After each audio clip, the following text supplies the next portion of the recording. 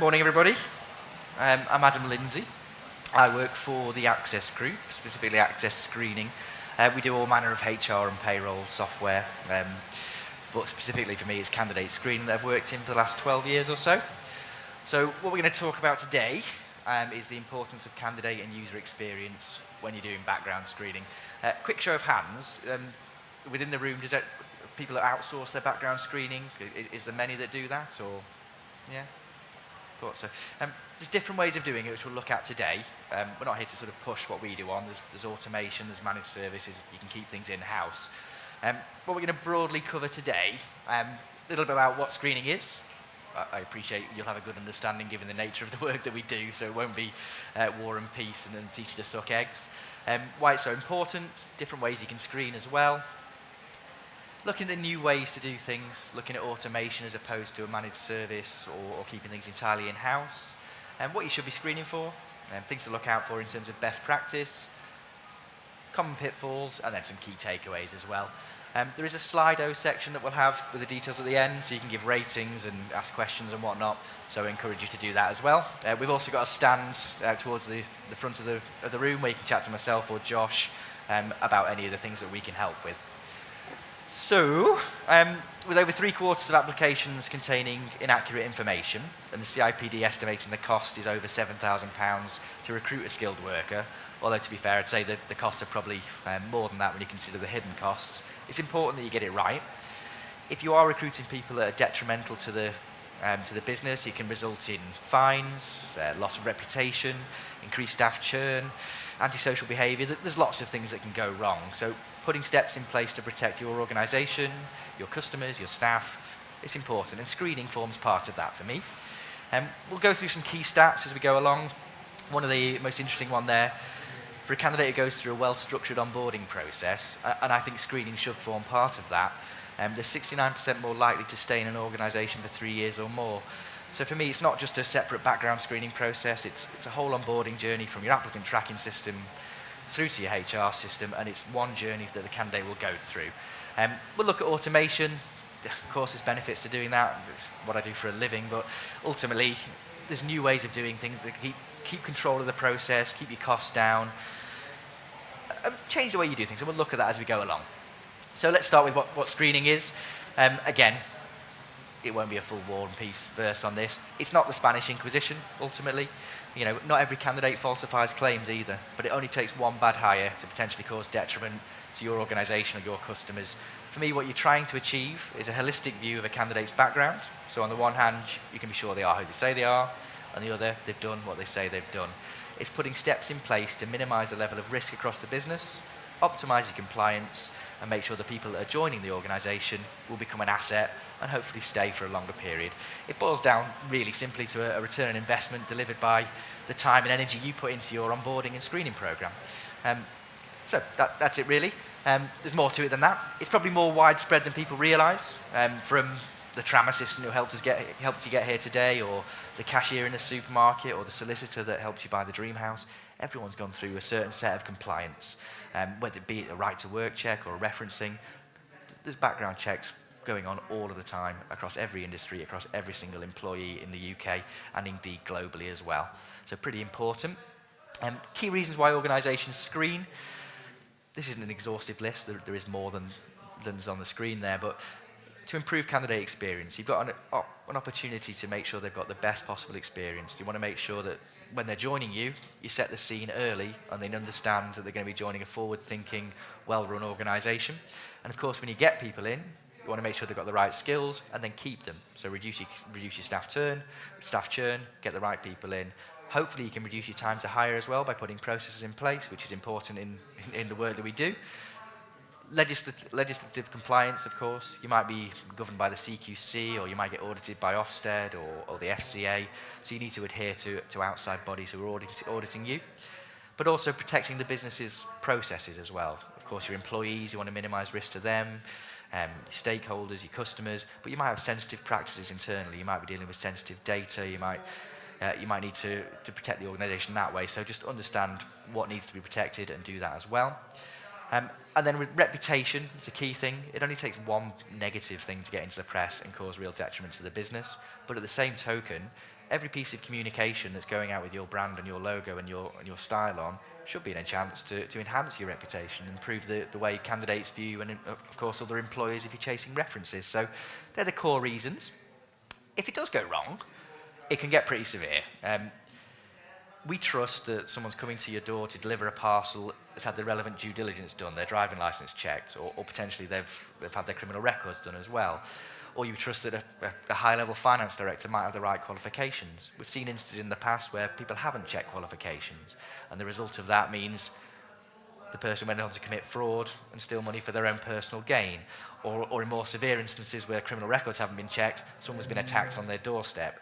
Now, it doesn't mean to say that they wouldn't necessarily have happened, but had those checks been done, it might have been some red flags and people wouldn't have come through the doors, and that wouldn't have got into the press. So it's just simple steps to make sure you're thinking about everybody in the chain and protecting the organisation there. A good way to start is to understand how you're regulated. And again, you'll know that there might be different regulations across one business. There might be people in a finance division who need FCA regulation. As I've said before, you might be Ofsted governed, or you might be taking card details, so you might need PCI compliance. Understand how you're audited, what checks need to be done, put the rules in place, and make sure everybody in the chain is protected. As an employer, we all have a responsibility. We've got a duty of care to our staff, to our shareholders, to directors, the public. It is just about making sure everything is accounted for, every stakeholder is considered, and you are minimising the risk right across the business. It's like a proper noisy with all the, with all the things, isn't it? So some stats, I won't read them all out to you because you can all read. But some pretty startling ones there. 38% of candidates are more likely to stay with the business if their experience is positive. I think that's pretty standard. It goes without saying. But as you go forward, we mentioned 69% more likely to stay for up to 3 years or more. But if negative experience happens, that's where the problems go. If it's getting shared with social media these days as well, it can just get spread across the thing. We've got Glassdoor. So some good stats, some bad stats. You can take these away with the presentations that we'll share later on. But ultimately, getting it right helps you protect the business, improve process, and make sure the candidates are getting the great experience.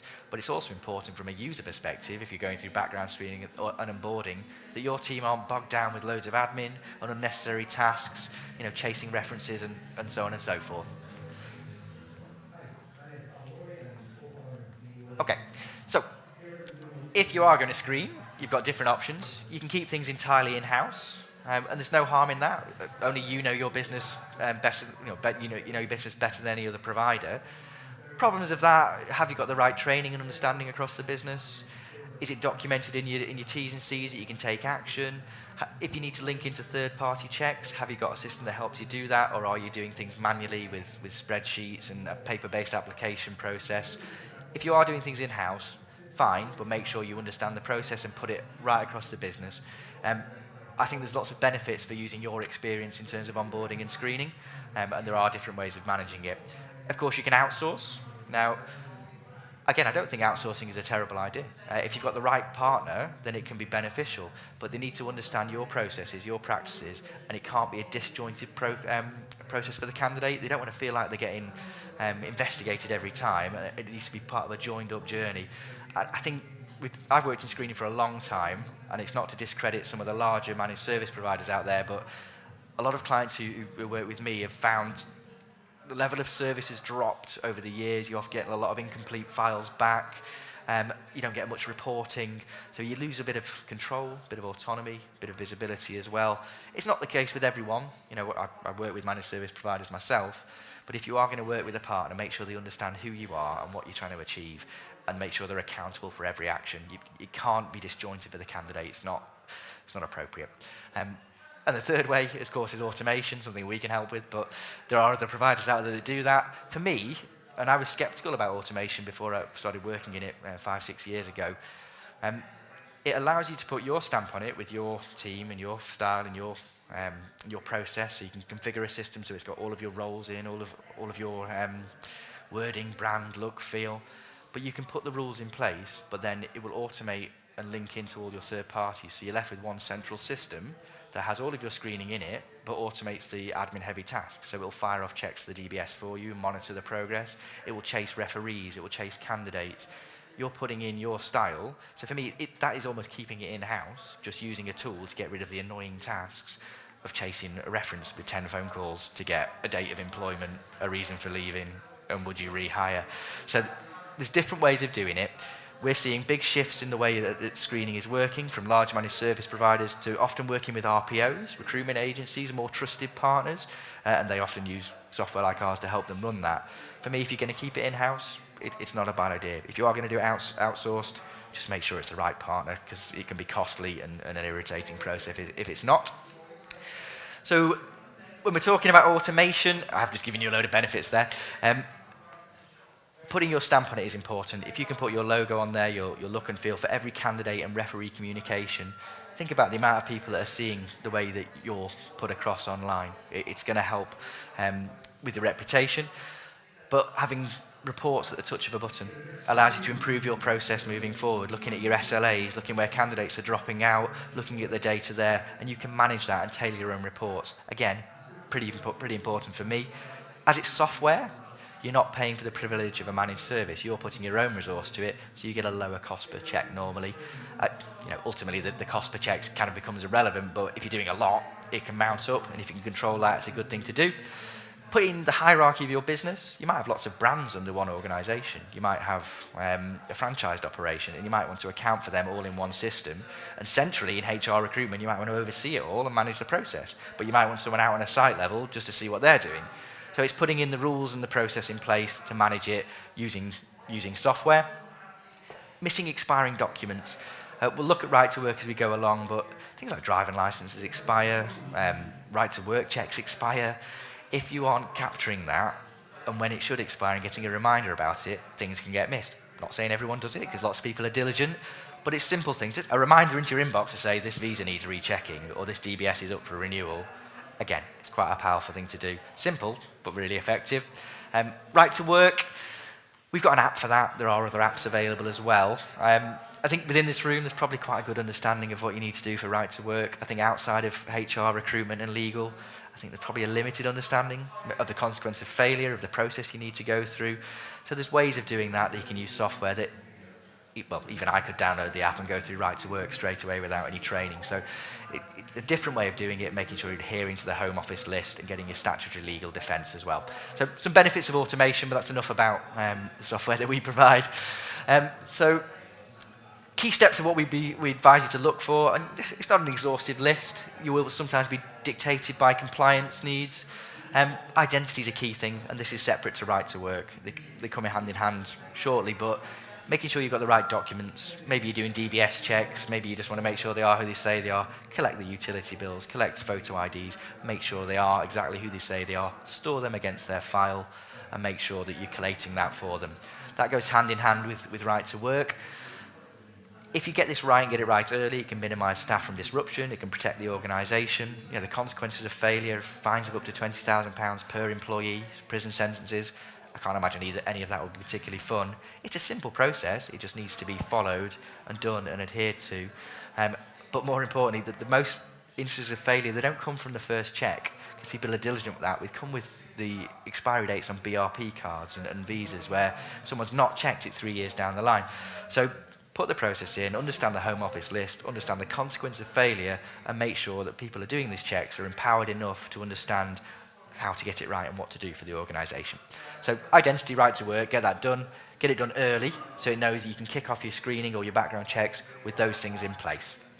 From there, if you want to go further, it's up to you. You can look at criminal histories. You might be working with children or vulnerable adults, so you might need to do an enhanced DBS, but you might just want to assess honesty and integrity. A lot of our clients build a question that says, have you had a criminal record in the last 5 years? Yes, no.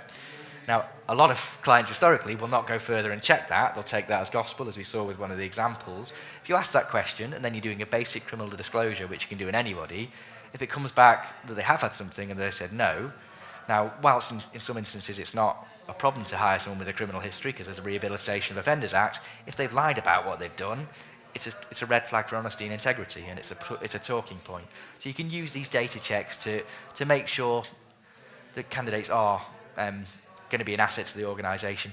For me, you're almost quantifying a human being. You use your skills, you use your experience to meet them, understand them, see if they're going to be suitable for the business from a person-to-person perspective, and then using background screening tools to quantify that their timeline is accurate and they've done what they say they've done. So if you want to go further, you can look at social media searches, counter-terrorism checks, driving license. There's a long list, and you can get global checks as well. So understand your roles, understand the risk, put the checks in place, make it relevant for them as well. There's no point doing a ridiculously in-depth social media investigation on somebody who's starting in an entry-level support role, unless perhaps it's relevant to that. So, make sure it's right for the candidate, make sure it's right for the organisation, and control that for yourselves. As you go further, qualifications, I think alarmingly, this is the biggest area of fraud in screening, and I'm sure we've all seen some fairly fruity CVs and qualifications over the years. You can go onto an online auction site, you can purchase degree certificates if you want, you can get nectar points for them. Seems like a strange way of doing it, but I'm now a qualified rocket scientist, so happy days. But it said 40% of applicants falsify qualifications. I think that's pretty right. People change a 2-1 to a 2-2 or an A to a B because they don't think it's going to get checked. And sometimes it's not role relevant. I've got a degree in geography. It's completely irrelevant for what I do, right? But we still check it to make sure that it was accurate, and I've been truthful about what I've done in the past. So again, put steps in place. Make sure that you're protecting the organisation. If it isn't role relevant, then perhaps you don't need to do it. But if it is role relevant, a professional or an academic qualification, make sure you're checking it. Even if it's as simple as emailing a tutor, you can do that. But you can also look at making sure the certificates are genuine and not fraudulent by linking in through a third-party system. So another way of looking at that. Referencing, it has changed over the years, I think. When I started working in screening, we used to sell investigative reference dossiers that were full 3-4 page things. There might be the odd example where you'll get a lot of information. Perhaps a small organisation will put their own personal opinion to a reference. I think now, bar maybe education would say for recruitment and perhaps some care, it is a tick box exercise. Dates of employment, reason for leaving, would you rehire? And that's pretty much as far as you go. Maybe salary, not even that. So for me, you need to make it easy for the candidate to fill out their information, make sure it's accurate, get the right emails. They might be giving their line managers an email, but actually the company policy might be HR at a certain company. So build databases of that so you can get that right and get it right first time. But then for the referee as well, I'm sure all of you have filled out a reference in the past, and I'm sure all of you are doing your day-to-day job. It's probably not top of the list for you to do that, to fill out a reference for an ex-employee. So if you're getting chased by 5 phone calls, or you're making those phone calls and you're getting no information back, for me, it doesn't really match up in terms of the resource you're putting to it. So if it's easy for the referee to fill out, perhaps they could do it on their mobile phone, just fill out the dates, correct the job title, and then any changes of that process, dates that don't match, job titles don't match, you're alerted to, and it's automatically chasing those people. It's a good way of doing it. You can do that manually using spreadsheets, but I think the days of putting resource to someone chasing references entirely, it's not the way it used to be. And that's why managed services, in certain instances, I think they've changed slightly because they get less information. But anyway, so get that in place, put the rules in, understand the roles, how far you want to go back, a number of references you need, are you looking at gaps in CVs, so on and so forth.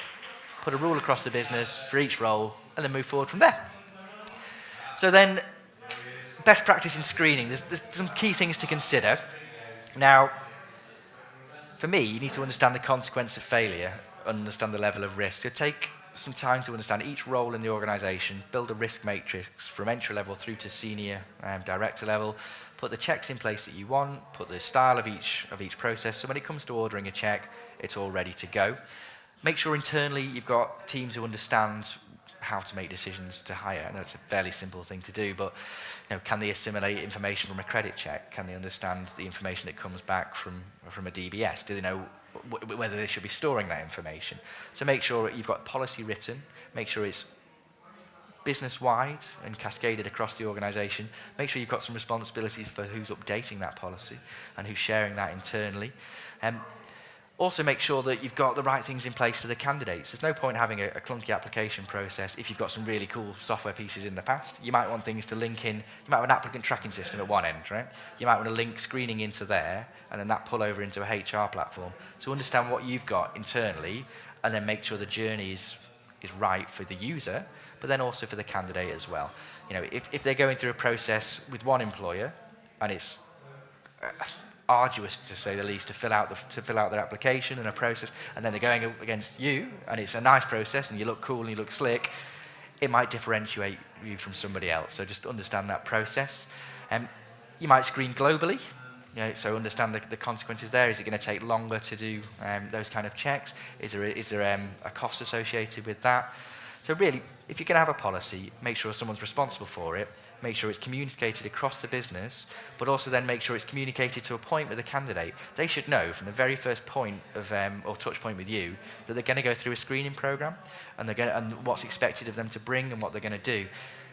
In some instances, if you say that early on, if they have falsified claims, they will drop out of the process because they know that's what's going to happen. So communication is key. Make sure the policy is updated. Make sure the people internally have the relevant training, skills and understanding to deliver a screening program. Technology-wise, can you improve what you've got? Do you need to link into other systems? Can it be a nice journey for everybody where you're not having to upload manual files and reports into another system? So understand that. But then reporting as well. You want an audit trail behind every transaction, every check, every file. You want to make sure that you can improve your process moving forward, look at where candidates are falling out, look at the KPIs that you've set, and then you can report to your seniors and your partners, this is how we're doing, this is where we're going, this is the improvements we've made, these are the cost savings we delivered, this is how the time to hire is reduced, the churn is reduced. It's all about just understanding your data. And whether you use a system like ours or another one, it's 2019. We can get the data. We can understand it. We've got the technology to make sure that HR and recruitment is a smooth and slick process. So that's a little bit about what process looks like. So automated screening process. For me, this is how it works with our organisation and our system, but some consistency for everyone else, really. Candidate applies for the role, so that might be through your applicant tracking system or whichever means you've got, Broadbean or Indeed, whatever that might be. Then you invite them in for interview. At this stage, they should know what they should be bringing, what documentation they need, and what's going to happen. Using a system like ours, they would come in, you could open up the Right to Work app. You could go through Right to Work early, so you take that step away where you need to go away and photocopy that document, and they're sat there twiddling their thumbs, worrying about their process. So take that with them, go through Right to Work. If there's any other forms of ID there, perhaps DBS ID or something else you need, you can use the app to collect that as well. So that, before you've gone any further, that's done. Okay, if you're not going to offer them, then you can purge that data later on, but at least you've taken that step, so it saves time moving forward. From there, if you like them, you've decided that they're good, you might want to make them an offer. So you've met them, got the right skills, they seem like they're going to be a good fit, then you're right, let's do some background checks to make sure what you've said marries up with what's on your file. Go through that process, send a link to the candidate, obtain their consent. Consent is imperative with background checks, and same with the policy. There's no point trying to get background checks if you've not got consent. There's no point doing background checks if you can't take action historically. If your T's and C's say you can't dismiss them if they've got negative results. So make sure that's okay. But get their consent, they fill it out. Once their consent's granted, the system will then automate the process. So it'll fire off the checks to the DBS, the credit reference agencies, whatever else you put in place. It could automatically send references out. For me, I would always advise that internal recruiters sense check the references before they go out.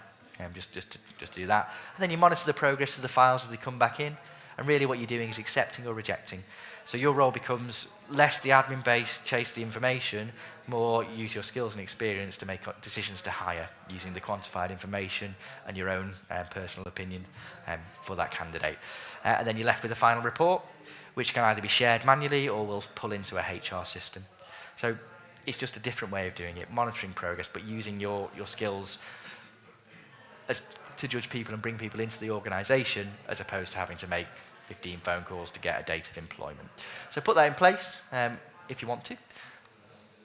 Then some best practices and common pitfalls. I think you've got to understand your regulations.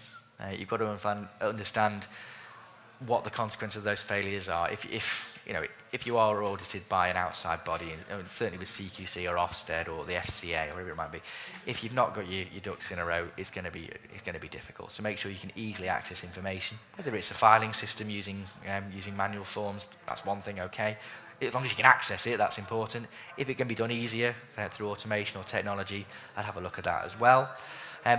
You want to make sure the application process is as smooth and as slick for candidates as possible. They want to understand that every communication comes from you. So make sure that you've got the most streamlined time to hire that you can have. From them applying for the role to the point of offer, it should be a nice journey that they think, absolutely, you know what, this organisation is great. I'm going to work for them. We've got some resources that we can share. And we can share these presentations afterwards that give you a 10-step checklist. There's some white papers, there's some blogs, there's various things and resources. Of course, we provide these kind of things, but we want to be a thought leader in the industry. We do lots of speeches with the Home Office, and there's some interesting things that you learn from the Home Office now. They're always very well attended. There's a full resource list that you can go to, and we'll share this with you if you want to get any information about what we can do, but also generally about screening and the things that you can do as well. Just a little bit about the Home Office and we can do, so feel free to contact us there. And that was me.